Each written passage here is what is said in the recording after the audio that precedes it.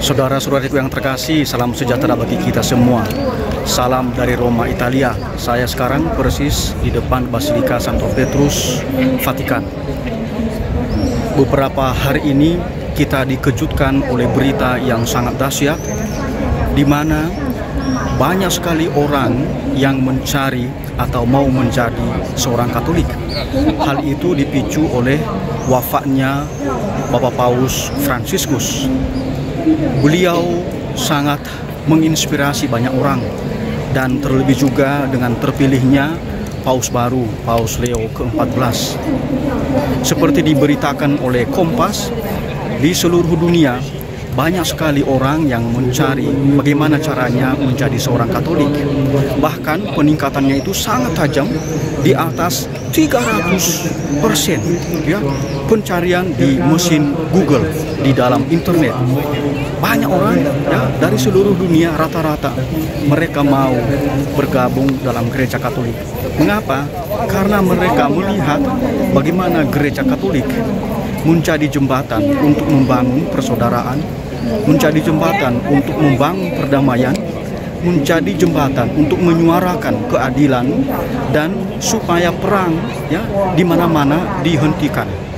Kemanusiaan harus menjadi fokus, harus disuarakan. Orang-orang terlantar, anak-anak, perempuan itu harus diperhatikan, terutama mereka di daerah-daerah konflik, di daerah-daerah perang.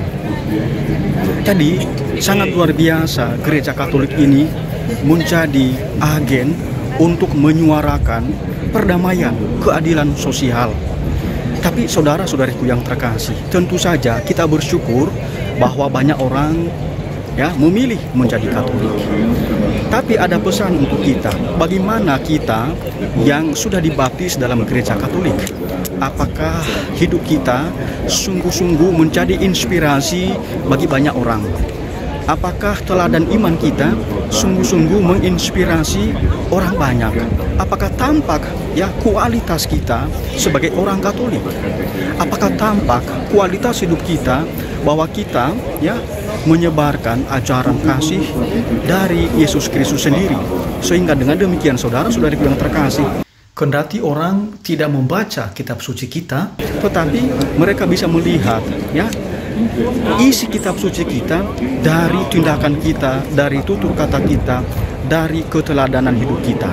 Nah, ini kita menjadi kitab suci yang hidup kalau kita sungguh-sungguh ya menghidupi dan melaksanakan hal yang demikian.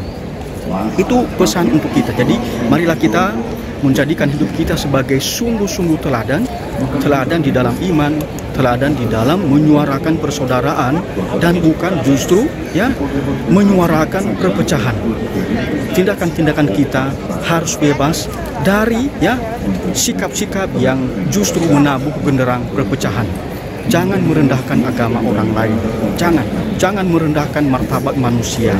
Jangan melakukan ad hominem atau menyerang pribadi orang. Jangan ya. Lalu yang kedua, saudara-saudari yang terkasih, ini juga pesan bagi mereka yang mau bergabung dalam gereja Katolik. Ambil kesempatan yang memadai untuk mempersiapkan diri, ikuti katekumen ya, katekumenat, masa belajar menjadi Katolik. Di dalam gereja Katolik tidak gampang karena minimal ya 1 tahun. Ya memang di beberapa keuskupan kalau mereka ya sudah dianggap ada pengetahuan ya mengenai kekristenan maka bisa 6 bulan. Tetapi harus diperhatikan karena ada ujian kecil-kecilan di akhir dari masa katekumenat itu. Kalau lulus baru masuk ke tahap untuk dipersiapkan menerima baptisan atau diterima secara resmi dalam gereja Katolik. Tapi pesannya untuk Anda yang mau menjadi anggota gereja Katolik, jangan pernah menjelek-jelekan agama yang Anda tinggalkan. Jangan pernah lakukan itu. Jangan merendahkan agama itu juga. Jangan. Mengapa? Karena nanti itu akan mengganggu dan menjadi batu sandungan bagi kita. Jangan pernah menjelek-jelekan agama orang lain, dan terutama agama yang Anda tinggalkan. Cintailah mereka, karena yang kita ikuti dalam gereja Katolik bukan manusia, tetapi Tuhan Yesus sendiri yang mengajari kita mengenai cinta kasih. Kalau kita memperhatikan berita dunia pada bulan April 2025 yang lalu, pada malam Paskah ada sekitar 17.800 orang menerima baptisan di dalam gereja Katolik hanya di Prancis. Anda bayangkan, luar biasa banyak ya yang menjadi Katolik. 17.800 orang. Dan sebagian besar di antara mereka yang mau menjadi Katolik itu ya adalah kaum muda. Luar biasa. Jadi kaum muda itu mencari Allah. Dan kalau kita melihat lagi itu di Inggris, saudara-saudari yang terkasih, kaum muda Inggris juga banyak yang menerima baptisan pada malam Paskah tahun 2025 ini. Jadi luar biasa. Jadi saudara-saudara yang terkasih, jadi marilah kita sungguh-sungguh ya menjadikan hidup kita teladan bagi orang lain. Sehingga dengan demikian kalau mereka melihat hidup kita, maka mereka terinspirasi. Mereka mengatakan, oh begitulah ajaran Kristus yang dihidupi oleh orang Katolik.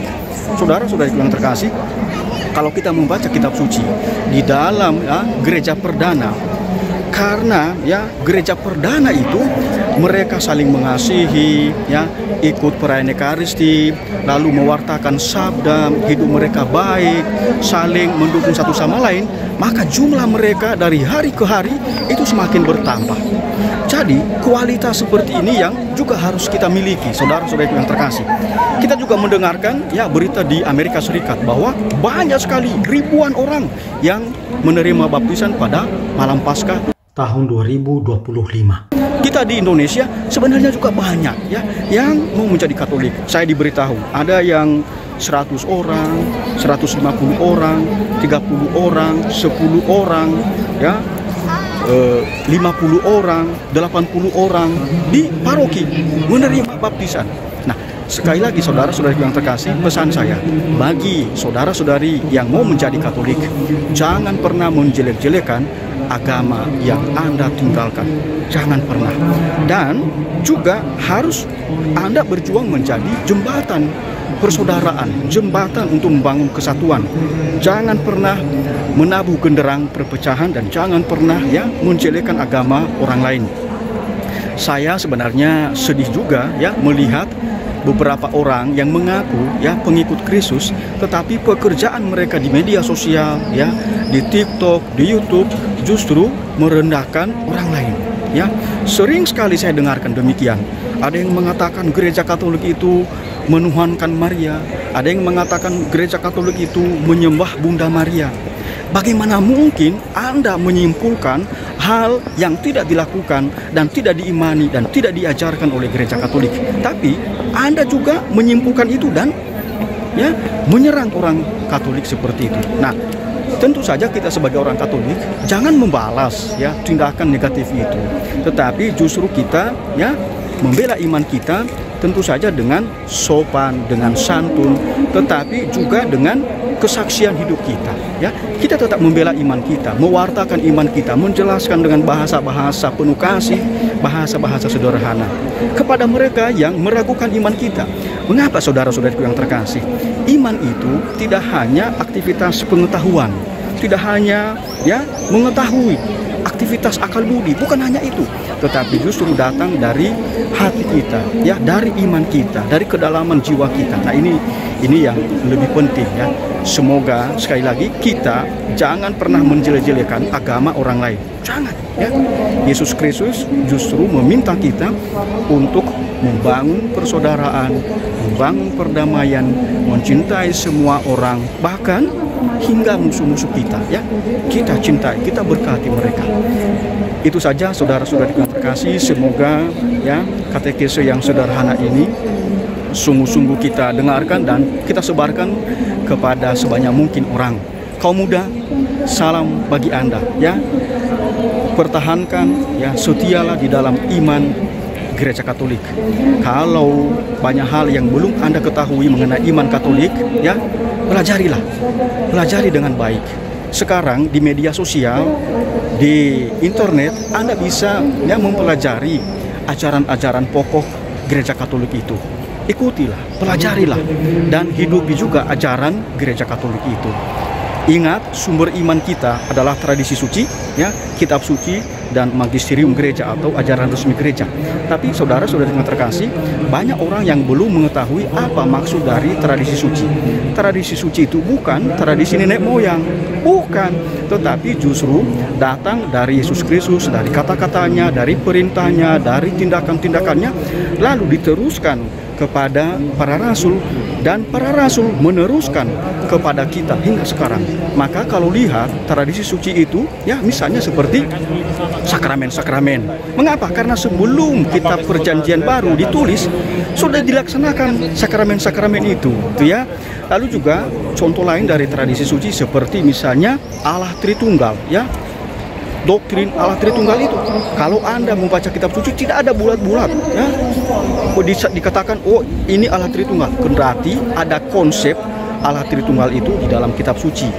Pada akhirnya, ya, tradisi suci itu ada yang ditulis di dalam kitab suci, tetapi juga ada yang tidak ditulis dalam kitab suci, tetapi akhirnya bapak-bapak gereja itu menulis di dalam dokumen-dokumen atau di dalam tulisan-tulisan mereka, sehingga kita ketahui sampai sekarang.